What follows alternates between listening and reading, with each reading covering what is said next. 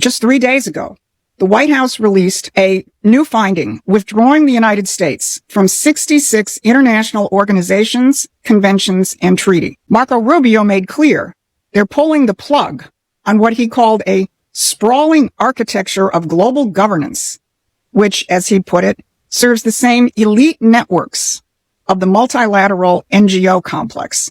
And then Rubio drilled down on what this apparatus really is. From DEA mandates to gender equality campaigns to climate orthodoxy, many international organizations now serve a globalist project rooted in the discredited fantasy of the end of history. These organizations actively seek to constrain American sovereignty. Now, the organizations that the U.S. is withdrawing from include the full gamut of green enforcement institutions that have been set up in the last few decades to enforce the carbon dioxide is poison policy, which is supposed to make nations deindustrialize. Also, some of these institutions that we're withdrawing from go all the way back to the very foundation of the UN in the late 1940s. And if you go back to the early days of the UN, you'll find people like Julian Huxley letting it all hang out as to the British plans for the UN, which, by the way, were contrary to Franklin Roosevelt's intentions. Huxley was the grandson of Thomas Huxley. Thomas had been the president of the British Royal Society, and he served on Queen Victoria's Privy Council in the heyday of the 19th century form of British imperialism. Julian was groomed to administer the same policies in their 20th century form, and so he became the first head of UNESCO when the UN was founded, where he took up several projects. First, he laid out what the purpose of UNESCO was. He said, in its educational program, it can stress the ultimate need for world political unity and familiarize all people with the implications of the transfer of full sovereignty from separate nations to a world organization. Remember what Marco Rubio just said? These organizations actively seek to constrain American sovereignty. And Huxley also had the slightly more delicate task of repackaging one of the empire's most evil policies, race science or eugenics.